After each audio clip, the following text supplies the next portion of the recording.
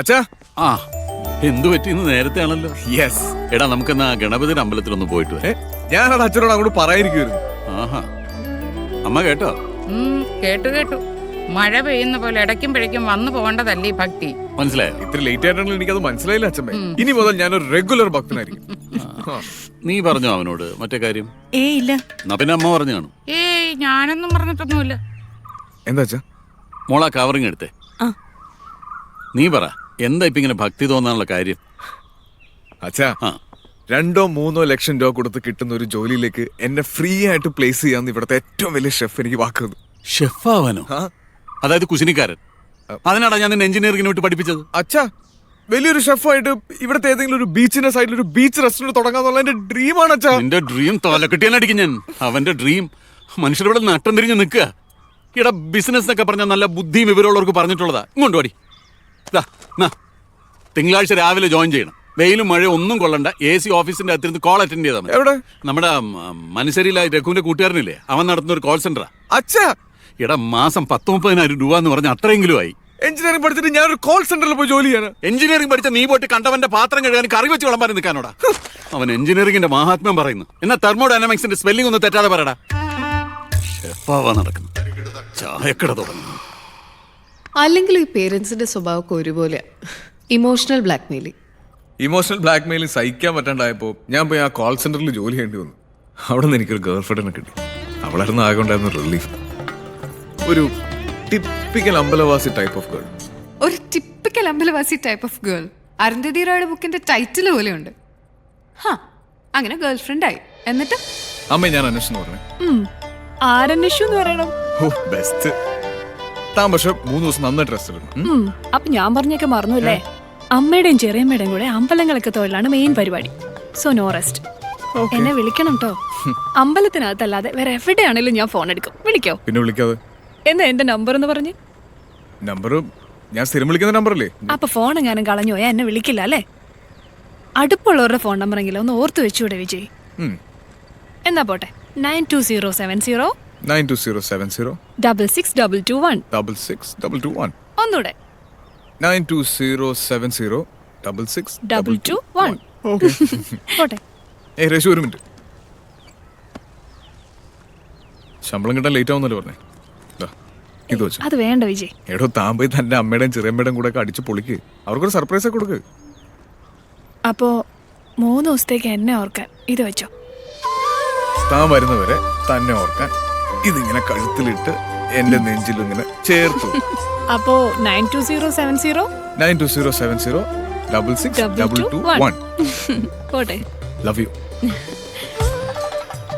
92070 6622. എന്ത് type call centre ആയിരുന്നു അത്? ഇന്ത്യയിലെ എബ്രോഡും താമസിക്കാൻ ഹോട്ടൽസ് ബുക്ക് ചെയ്യാം. നല്ല ബെസ്റ്റ് റേറ്റ് കിട്ടും. അങ്ങനത്തെ ഒരു എന്നിട്ട് സർ കയ്യിൽ ക്യാഷ് ഒന്നുമില്ല, അതുകൊണ്ടാണ് അഡ്വാൻസ് സാലറി ചോദിക്കുന്നത്. എടോ, പോയിരുന്നു സിൻസിയർ ആയിട്ട് വർക്ക് ചെയ്യേ. ഇൻസ്പെക്ഷൻ ഉണ്ട്, അവരിപ്പിങ്ങി വരും. Please don't compel me to do anything bad, okay?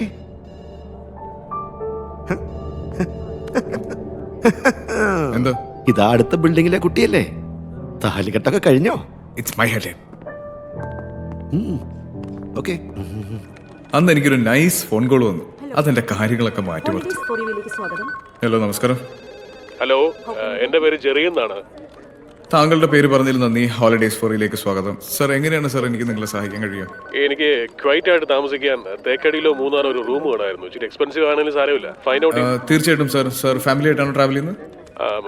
അതെ, ഞാൻ ഫാമിലി ആയിട്ടാണ് ട്രാവൽ ചെയ്യുന്നത്. ഓക്കെ, ഞാനിപ്പോൾ 3 റിസോർട്ടുകളുടെ ഡീറ്റെയിൽസ് സാറിന്റെ നമ്പറിലേക്ക് ഫോർവേഡ് ചെയ്യാം. ദയവായി സാറിന്റെ ഫോൺ നമ്പർ ഒന്ന് പറയൂ. സോറി, എന്റെ നമ്പർ റിവീൽ ചെയ്യാൻ പറ്റില്ല. എന്റെ വൈഫിന്റെ നമ്പർ തരാം. 92070 6622. കറക്റ്റ് ആണ്. 92070 6622 കറക്റ്റ് ആണ്, വളരെ കറക്റ്റ് ആണ്. ഇതെങ്ങനെ മനസ്സിലായി? 92070 6622. അതെ, നമ്പർ കറക്റ്റ് ആണ്. കൺഫേം ചെയ്തിരിക്കും. ഇത് രേഷ്മയുടെ നമ്പറിൽ. രേഷ്മ എങ്ങനെ അറിയാം? രേഷ്മ തന്നെ ആരാന്ന് പറഞ്ഞേ? താനോ? നീ ആരുടെ കോപ്പെ താനെന്ന് വിളിക്കാൻ? രേഷ്മ എങ്ങനെ അറിയാന്ന് പറ. നിനക്ക് ഞാൻ ആരാന്നറിയോ? അവൾ എന്റെ വൈഫാണോ ഗേൾ ഫ്രണ്ട് ആണോ നിന്നോട് പറയേണ്ട കാര്യം ഉണ്ടോടാ? Bloody idiot. അവിടെ തന്നെ അടുത്ത് നിൽക്കണ്ടോ ഇപ്പോ? ഉണ്ടെങ്കിൽ ഫോൺ കൊടുക്കണം. എന്താ? അവളുടെ ഫോൺ കൊടുക്കണം. എനിക്ക് അവളോട് സംസാരിക്കണം. എടോ, തന്നോട് കൊടുക്കണം. അവളുടെ ഫോൺ കൊടുക്കണം. ഹലോ വിജയ്. എടി, പൊന്നെ. No, you just relax. ഞാൻ manage ചെയ്യാം. ഒരു പെണ്ണിനെ വിശ്വസിക്കരുത്. എല്ലാവരും എന്നോട് പറഞ്ഞിട്ട് ഞാൻ വിശ്വസിച്ചില്ല. പ്രേമത്തിൻ ഉള്ളിൽ തൊട്ടാൽ അങ്ങനെയാ പണിയും പോയി സമയവും പോയി പതിയെ നീയും പെരുവഴിയായി ബ്രോ അവള് പോയി അടിപൊളിയായി പ്രണയമെല്ലാം ചളിപിളിയായി ബ്രോ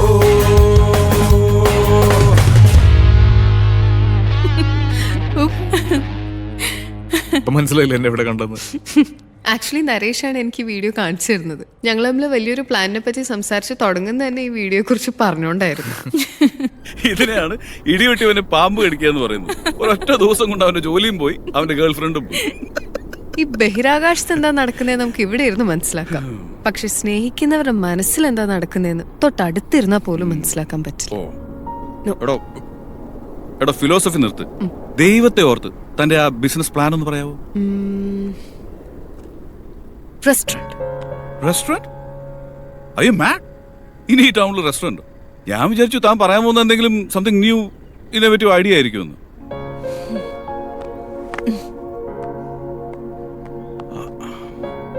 ഏയ് പിങ്കി, പറയുന്നത് മൊത്തം കേട്ടിട്ട് ഒരു അഭിപ്രായം പറയുന്നതായിരിക്കും ഒരു പാർട്ട്ണറിന് വേണ്ട ആദ്യത്തെ ക്വാളിറ്റി.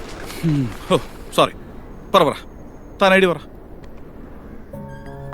ഫുഡ് ട്രക്കിനെ പറ്റി കേട്ടിട്ടുണ്ടോ? ഈ ഡൽഹിയിലും മുംബൈയിലൊക്കെ ഉള്ള പോലത്തെ ഘനഗാഡി, ഫുഡ് ഗാഡി, റെസ്റ്റോറന്റ് ഓൺ വീൽസ്. എക്സാക്ട്ലി. പക്ഷെ നമ്മൾ വേറെ ഒരു തട്ടുകട സെറ്റപ്പ് അല്ല.